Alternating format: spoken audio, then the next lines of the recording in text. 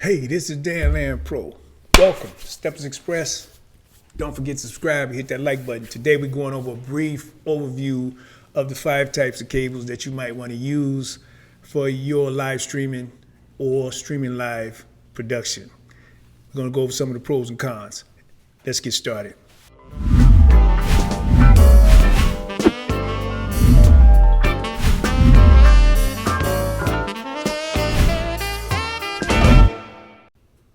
Okay, so one of the first things we want to go over is the 5 types of cables that there are that you might want to check into as far as when you are starting a live stream. Depending on what type of event you are doing, you might want to use some Cat5 cable, which might work best if you're running like NDI with PTZ cameras and things like that. You might want to check fiber optics, which is probably the cleanest of all cables, but the most expensive, especially when you get into converters.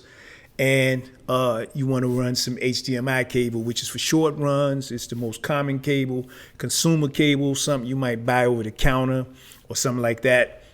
And then you got SDI cable, which is the industry cable, which you see a lot of broadcasters and production teams using as far as different types of equipment that you can use in order to run your particular streams and things like that. So it's really a matter of what you want to do and when you want to do it.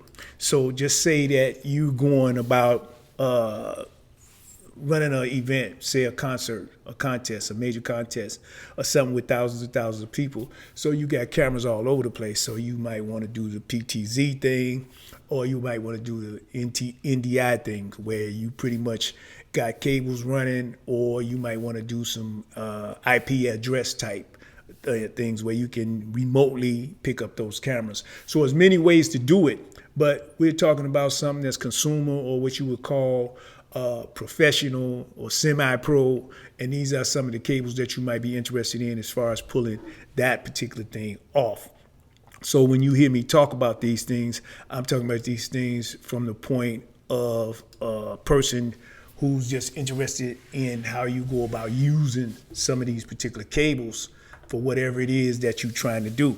So you want to make sure that these 5 types of cables are in your arsenal for whatever it is that you want to do.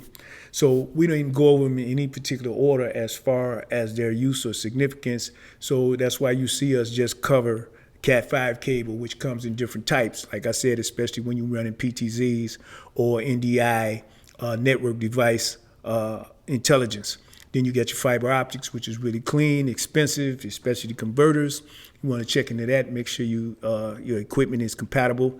Then you got your HDMI cables, which is prosumer or consumer type cables, which is the most common, and you'll see them on the back of most switches, even the major switches. Then you got SDI, which also comes on more broadcast type equipment, the big giant cameras, studio, running to a truck, et cetera, et cetera.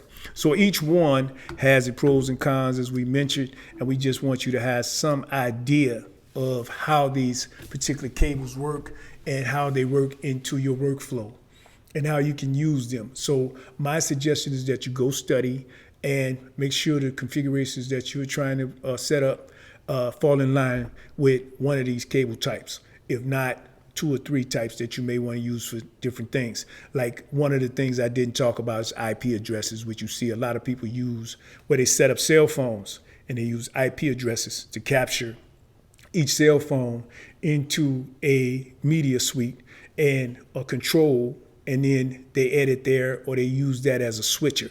So that's more of a remote setup. So when you're doing hardware opposed to software setup, you'll find that there's different pros and cons to that too. That's another video. How we just want to shed some lights on some of the things that you might be able to use in your arsenal, because you're going to need these things in your arsenal. So it's best to have them available, understand how to use them, understand some of them when they need converters, your length and some of your runs, and some of the science behind how many feet you go and the pros and cons of each length that you take. There's more pros and cons to what type of cable that you're using to do that live stream or that streaming live. Hey, I'm not going to keep you long. My name is Dan Land Pro, Steppers Express. Make sure you hit that subscribe and that like button, because throughout 2023, we will continue to bring you this type of information. Till next time. Peace.